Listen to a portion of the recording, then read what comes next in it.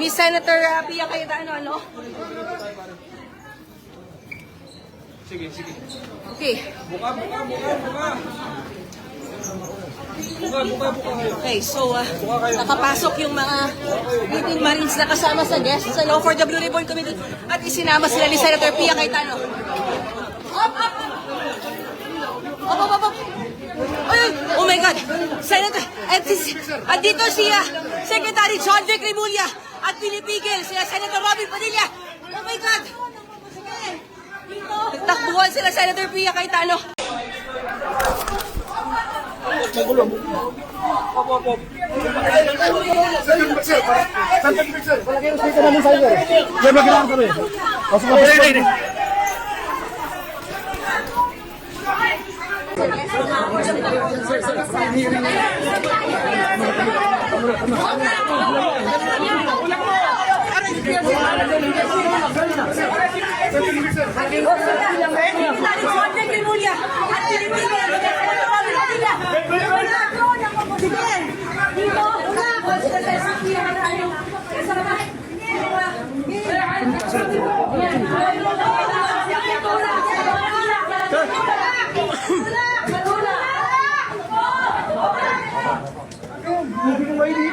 Sa kabila.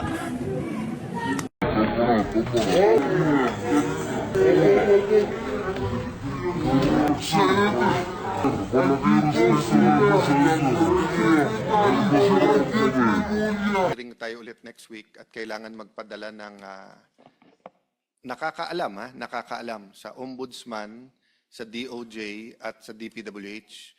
Nakakabahala kasi bakit kapag witness na tingin nilang magagamit nila na kung saan ay kapanig natin na senador, agad-agad hindi pa tapos yung testimony, gusto nilang dalhin sa DOJ para kunin yung testimony. Yun po yung inangalan nyo during the hearing.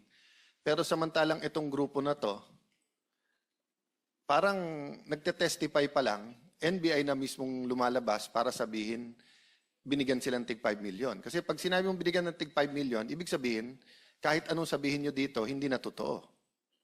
So, nagulat ako, instead of sending someone here to say na, sir, pwede silang hiramin, sama si Attorney Baligod para malaman. No? So, it's very important na magkaharap-harap. Of course, we're inviting Senator Soto, Senator Erwin, yung mga kongresista, Senator Trillanes, lahat ng nabanggit ngayong araw na to. No? Of course, the palace can send their representatives. Attorney Baligod, question, when's the first time lumabas yung 18 Marines, more or less? Anong buwan? On public, Your Honor, was on February 24, 2026. 2026. Kasi when we- nag-wrap up ang ICC March 31 eh. So, naimbitahan ba sila sa ICC? Did you receive an invitation sa kanila? Wala po. Wala. Again, no, I wonder, sorry, ICI. Sorry, ICI. Wala po. My fault. ICI. Wala. Tama ho ba? Meron ba sa inyong nakatanggap ng imbitasyon sa ICI? Wala po. Okay. Kasi like yung member nila, si Babe Singson, nakikipirma din dun sa mga resignation ko dun sa sa Makati Business Club at dun sa kanilang chat groups ng Dilaw, upak ng upak. Pero nagtataka ako nung kayo lumabas, bakit hindi kayo inimbita? Si Sergeant Gutesa, ano po ang impormasyon natin na saan na siya? Pinapirma po kasi siya ng kwan. Nag-recant siya, plus nabigyan siya ng pabuya, at nirelease na po siya, pero So wala kayong information kung nasaan? kung nasaan siya. So, Sergeant Hindi ko Gutesa, po masabi in public. Okay. No, but kung nakikinig, nanonood siya, alam naman namin puso mo eh. 'Di ba? At siguro naman kung ano ang harassment or intimidation or pabuya or kung ano man na binigay sa kanya na magsabi ng totoo, wag magsabi ng totoo, naramdaman din ng 18 ngayon. And many others who are securities of VIPs all around the country, di ba? Hindi lang naman siguro kayo ang security VIP na naka-witness na medyo hindi ata maayos tong ginagawa ng boss namin, di ba? So, Sergeant Gutesa, you're welcome to attend the next hearing. Whether you're going to recant or say the same thing, kasi we had to get to the bottom of the truth, no? So, Mr. Chairman, baka kung with your permission, mag-meeting muna tayo kailan natin announce yung susunod na hearing. But gusto ko lang to i-mention, no? Ako'y naniniwala sa media sa ating bansa. We cannot generalize, just like politicians. You cannot generalize lahat kayo corrupt. But maraming corruption. Di ba? Sa business community, sabihin nyo, iba sa inyo, nangongorap. Hindi man lahat, di ba? But just to express yung frustration na nadama ko kay Chairman Senator Marcoleta, tingnan nyo yung nangyari kahapon, ha? Katanging-tanging Philippine Star lang ang nasa front page din, Cayetano, I'm still Senate President. Okay? Sa Philippine Star, to be fair, ha? Siyempre, mas malaki yung sa kanila. Okay lang yun kasi araw nila kahapon. Pero kasabay pa rin, Cayetano is still the Senate President. Okay. Tandaan nyo yung context na sinasabi ni Senator Marcoleta. Hindi naman martial law ngayon. Malayang pamamahayag. So, importante, tama impormasyon natin sa ating kababayan. Titignan mo ang bulletin today, yung isang side lang, kung meron man nasa loob, sa front page wala. Wala at all. Okay. Siyempre, yung isa sa pinakakilala at alam natin pinaka-credible, Inquirer, sila nandun, ang Alang Cayetano sa taas, ICC told of Alan Robin tied to Bato. Nagkaroon pa sila ng space para this Cayetano has palace backing, a new PTB boss. He's talking about yung bunso kong kapatid. No? Pero wala dyan po sa harap na Cayetano is still Senate President. Ganito din po sa Manila Times. Senator has power from Cayetano, Bonoan, Group Sus Cayetano. So, news din naman po yan dahil I'm Senate President. Pero wala po dyan na Cayetano is still Senate President. Tribune, ganun din po. Complaints mount against Cayetano, Senate coup, pero nothing about Cayetano is still Senate President. No? Manila Standard, obstruction of justice filed versus Alan Robin Aplasca.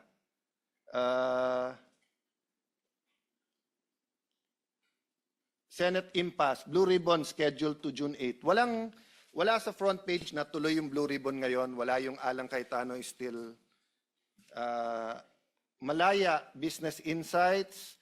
Alan Robin face obstruction raps over Bato's escape, etc. No? So what's my point here? If you were a Filipino abroad or sa mga online ka tumitingin, akala nyo legal at walang issue yung nangyari kahapon. Yun yung ibig sabihin. But again, sa mga reporters natin sa Senate, alam ko yung buhay ng reporter, they have to submit 6 to maybe 8 stories a day. Yung editor at yung naglalatag. Di ba? So yun lang ang tanong ko sa mga naglalatag ng dyaryo na to. Bakit sa dami nating dyaryo, Philippine Star lang ang nag-report na meron dispute? Meron nagsasabing si Cayetano pa rin ang Senate President at may nagsasabing may acting Senate President. No? On that point, I'd like to thank Senator Robin Padilla because if not for him having the correct strategy of pulling Senator Pia aside or pushing Secretary Remulla pagpasok, hindi kayo nakapasok ngayon dito. No?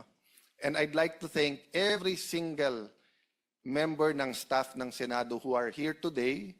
Katulad ng ating lounge, hinanda pa nila yung pagkain, yung nag-ayos ng mga mesa. But hingi lang ako, Chairman, na magdasal at mag-reflect ang mga taga-Senado. If this was the declaration of martial law, 50 years ago, etc. No? There were many issues then. It was a different time. Pero you reflect later on, tama o hindi na padlock. I'll not judge that. No? I'll not judge that kasi we're here today. But here today, who is the legitimate Senate President? Because hindi to away ng dalawang barkada. Ang lahat ng empleyado natin dito will have to decide on Monday. Do we follow the Philippine Constitution or the Constitution of the 11+1? Do we follow the Senate rules or do we follow the rules of the 11+1? Sabi sa akin ng isa kong kaibigan kaninang umaga, Chairman, sometimes you have to bend the Constitution to please Malacanang. I don't believe in that. Di ba? You can please Malacanang 1,000 ways, but don't bend the Philippine Constitution and our rules. And then, of course, as I said, iba-iba kami ng religion dito. Lahat tayo may pinaniniwalaan word of God. Babalik tayo sa truth, no? So, Mr. Chairman, I hope hindi tayo pigilan next week. And I have to apologize to you. Because kung walang issue dito, you would have been offered protection at least kung saan kayo pupunta dito. Diba? Having said that, Mr. President, ang news ngayon, Mr. Chairman, is that the President will call a special session. That's good.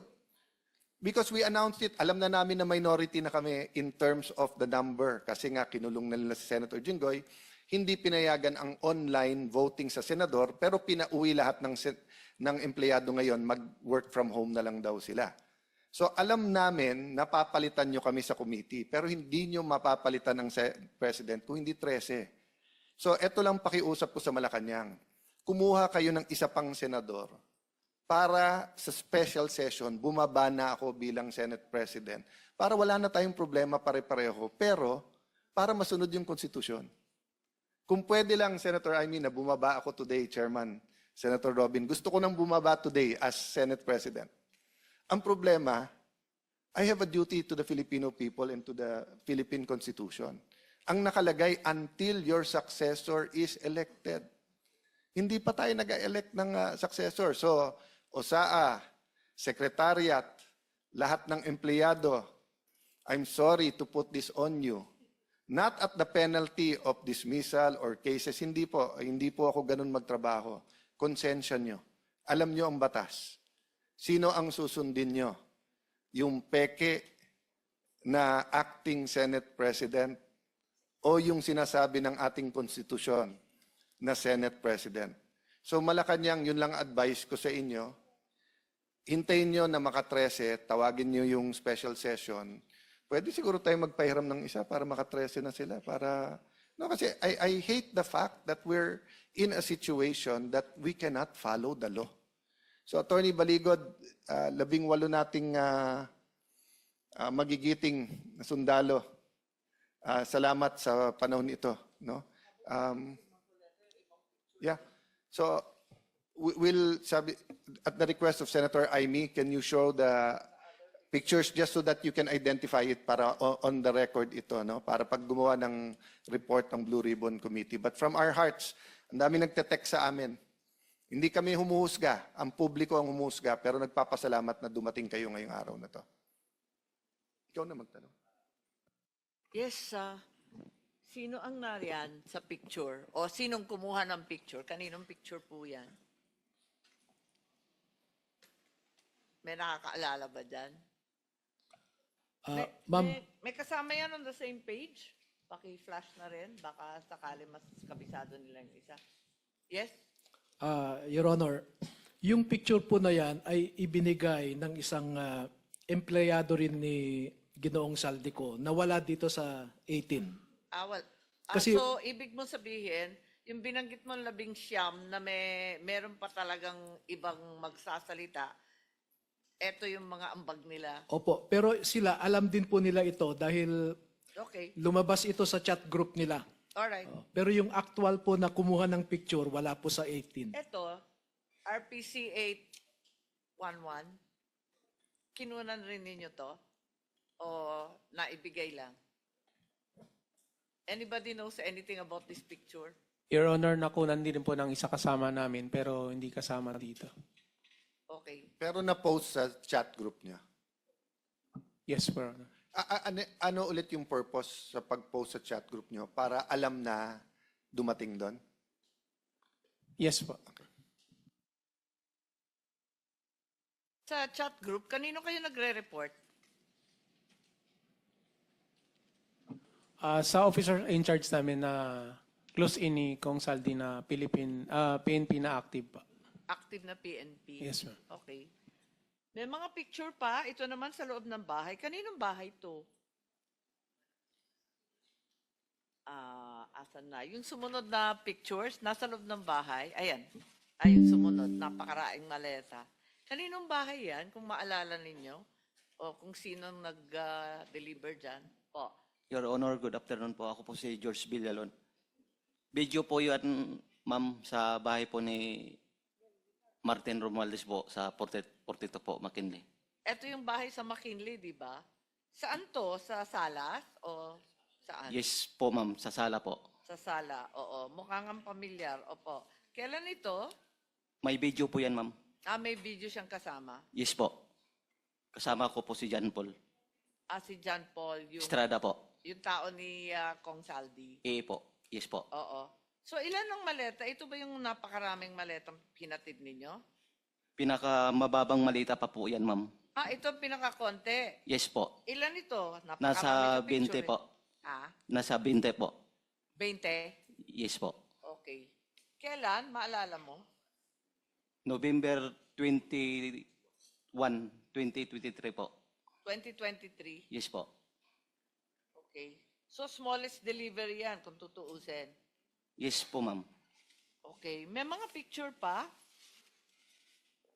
Ito hindi naman yata sa bahay, mukhang airport. Saan to? Yung sumunod. Ayun. Ayun, sa kaliwa. Saan yan? Sa ano po yan, ma'am? Sa basement 3, Horizon Homes. Basement 3 ng? Horizon Home, ma'am. Okay. Bali, packet doon sa elevator, ma'am. Papunta sa 56, sa condo unit ni Bosaldi. Oh. Marami po yan, ma'am. Oo, Bali, mukhang napakarami. Isang helera, pare-parehong mga maleta. mga 56 ka malita yung naakyat namin doon, ma'am. 56 maleta. Yung picture dito sa ibaba, ganon din? Yan po yung ano, ma'am. Yung may dilaw. Yung may red, Yan po yung may yellow. box, ma'am. Yan po yung time na kasama ko si Top Orly Gutesa na nag-deliver kami sa 42. 52 po yan. Kasama na po yung box. Yung, ano, ma'am, yung nakaharap, walang putol yung pag-picture. Ako yun po, ma'am. Ikaw yon. Yes po. Okay. Sige. So, itong helicopter, mukhang apat ba yung maleta? Itong may helicopter, the same helicopter kanina, di ba? Magkapareho lang itong helicopter. RPC 811. Kasamahan rin ninyo nagpadala nito, hindi ninyo alam. Yes, Your Honor. Okay. So, andito na si Senator Marcoleta. May mga listahan kayo rito? May mga picture pa rin dito sa sinumpaang salaysay ninyo. Ito naman, nasa loob yata ng sasakyan? Tama ba? Saan to? Nasa loob ito ng sasakyan, saka... Yan, ma'am, sa, ano, sa bahay ni former speaker po. Okay. Pati yung ibaba. Yes po, yes, ma'am. Aling bahay? Yan, ma'am, sa, ano, sa Horizon Homes. Sa? Horizon Homes. Akala ko yung kay Saldi, yung kay Horizon. Sorry. Ito, saan to? Horizon Homes yan, ma'am. Sa Pero unit ni hindi Boss bahay Aldi. ni former speaker yan, di ba? Yung nasa taas po, ma'am. Ayan po. Number 42, McKinley. Sa 42. Okay. And then, yung sa Horizon, ito yung ibaba. Yes po. Yan po yung unit ni Boss Aldi. Ito yung, meron kayong mga dates dito na puros 2022. Tapos, ayan na, yung mga sumunod. O kayong lahat. Kayong tatlo. Suotin mo, Rap. Ako po yung isa, ma'am, yung naka-stripe na polo shirt. Naka-stripe ikaw yun, oo. Sa kaliwa. Ako Sino naman, yung dalawang kasama mo? Ako po, ma'am, si Cecilio Larder Jr. Ako yung sa gitna po, Ikaw ma'am. yung nasa gitna. Ito sa Yeah, po. kanan. Yan po si Mark Tiksay po. Si Tiksay. Ayan na si Mark Tiksay pala. Asan kayo? Yung sa gitna, ma'am. Yung Hindi, alam ko. Kamukha mo nga. Kaya lang, di pa sa puti yung buhok mo Quezon nun. City area yan po, ma'am. Sorry? Saan lugar to? Quezon City po. Sa QC. Ano yun? Saan lugar? Bali, ano yan, ma'am, sa media po yan, pero hindi ko mabanggit. Kasi tinakpan ni attorney, ma'am. Si attorney na po magpaliwanag po. Kasi kami Media? kami po naghatid yan po. May natin po kami. Tapos yung sa ilalim, yung helicopter. Ayan sa kasama po namin yung nag-picture po, ma'am. Okay. Yung ibang picture, Chair, sabi nila hindi sila kumuha at wala sila sa picture, pero yung mga kasamahan nilang iba, sila ang nagpadala sa group chat, kaya kabisado rin nila. Marami pa rin picture. Tapusin na lang kaya natin, 3 na lang. Etong nagbubuhatan kayo rito, ay, iba pa yan. Ano yung helicopter na yan? Oo, iba pa pala yan. Kanino yung helicopter na yan? Kay Boss Saldi po, Your Honor. Sa ano po yan, sir? Sa Misibis Bay, sa Albay. Albay? Meron pa kasing ibang helicopter na pinakikita eh. Ayan, kanino ba yan? Sa kanya pa rin, Your Honor. 2 po yung Agosta niya. Hindi, kanino nga? Kanino? Kay Boss Elizalde ko po. And for the record, ang nakasakay, Sino yung nakasakay? Nakikita nyo ba? Opo. Sino? Si Senator Ping Lacson at saka si Senator Soto po. Bakit sila nakasakay dyan sa helicopter ni Saldico? Yan po yung time na pumunta po sila doon sa Bicol po. Election ba yan? Yes po. And for the record, Zaldico has many friends. Everyone has friends at Chopper. No? Yung context nito ay may testimony na naghatid ng pera sa opisina mismo ni Senator Tito Soto. No? So ang context nito ay magkakilala at magkaibigan din sila. Mr. Chairman, just a last manifestation. Sumagot na po si NBI Director Melvin Matibag, I will wait for the subpoena. Hihintayin daw niya na isubpoena tayo. This is a very simple matter kasi hindi tama ng NBI Director kung may raw data. Anyone can say, I mean, pwede ko i-chismis na si Marcoleta na bayaran dito. Di ba? Does that mean that you will announce it? Di ba? Senator Marcoleta can say, si Cayetano, ganito, ganyan-ganyan. No? But to come from the NBI Director while we are hearing is alarming. That's why I invited him here. You don't need a subpoena to come here and just tell us plainly, di ba? Na eto, that's why I believed it dahil nasabi ko. Unless nga marites lang yung pakay. So I'll put that on the record, Mr. Chairman, because this is a serious matter. I don't know what is more serious than this matter, except for the economy, no, during this time. So I hope we'll all take this seriously at hindi mangbaboy yung mga ibang institusyon. Kaya nabababoy din yung kanilang institusyon. Thank you for your time, Mr. Chairman, and thank you for handling this committee.